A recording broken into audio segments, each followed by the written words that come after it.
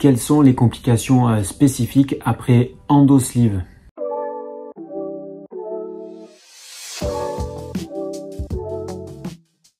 Allez, on continue la série des vidéos sur les complications post-opératoires, mais cette fois-ci, on va s'intéresser aux complications endoscopiques. Et la première, c'est l'endosleeve. Pour rappel, cette technique réalisée par endoscopie, c'est-à-dire par les voies naturelles sans cicatrice, consiste à réduire de 50 à 70% le volume de l'estomac grâce à une espèce de machine à coudre qui va nous permettre de réduire dans la hauteur et dans la largeur le volume de l'estomac.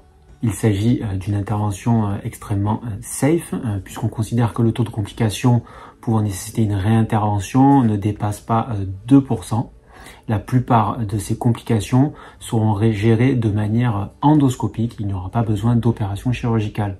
Première complication, ce sont les douleurs abdominales, des douleurs qui peuvent durer quelques semaines après la procédure. En effet, quand on suture l'estomac, on attrape l'intégralité de la paroi et parfois on peut dépasser un petit peu et attraper ce qu'on appelle le péritoine. Alors on a des manœuvres qui nous permettent de savoir si on tient le péritoine ou pas, mais des fois, sans s'en rendre compte, on peut attraper un petit peu le péritoine.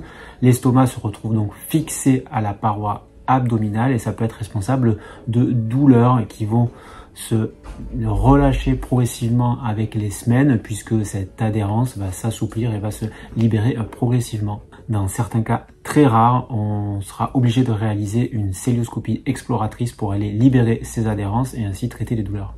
Deuxième complication, ce sont les saignements. En effet, on réalise quand même des sutures successives sur la paroi interne de l'estomac qui est très vascularisée.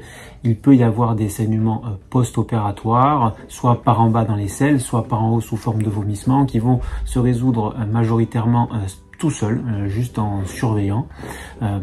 Si vraiment on a l'impression que c'est important que ça persiste, on réalisera une endoscopie qui nous permettra d'aller cautériser ou mettre un clip sur la lésion qui saigne. Troisième complication, il s'agit de la complication la plus grave, mais heureusement de la plus rare. Il s'agit de l'apparition d'une infection autour de l'estomac, soit sous forme d'un abcès, soit sous forme généralisée. On appelle ça alors une péritonite.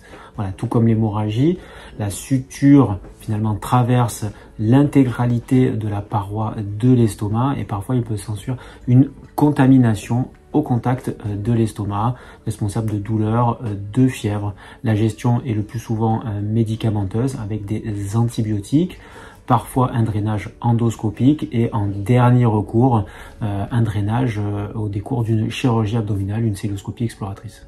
Dans les équipes expérimentées, la survenue de ces complications nécessitant des réopérations, comme je vous l'ai dit, est très rare puisqu'elle oscille autour de 0,2%, soit à peu près un cas sur 500. L'endosleeve est une technique en explosion à travers le monde. Elle a été récemment validée par la Fédération internationale de chirurgie de l'obésité ainsi que par la Fédération française de chirurgie de l'obésité.